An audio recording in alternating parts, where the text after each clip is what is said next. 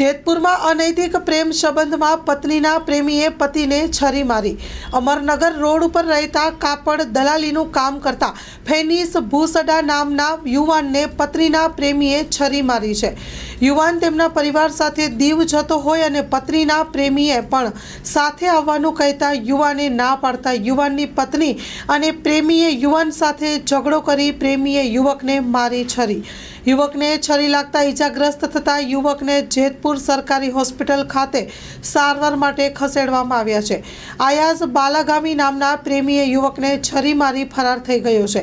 અયાઝ બાલાગામી છેલ્લા 5 મહિનામાં થયા ફેનિસની ગાડી ચલાવી ડ્રાઈવરનું કામ કરતો હતો।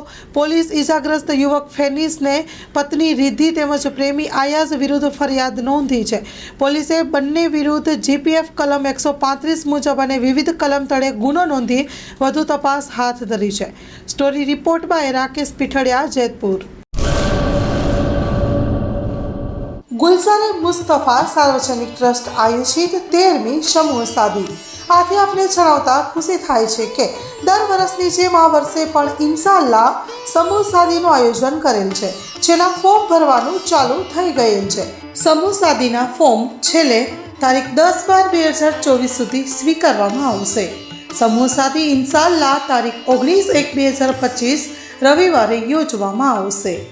ફોર્મ મેળવવા સંપર્ક કરો Haji Mohammad Rafiq Jusab Baloch, Bharat laundry, Jat tea house સામે, Mota Pir road, Sanjognagar, Bhuj, Kutch. Mobile number 9687314318।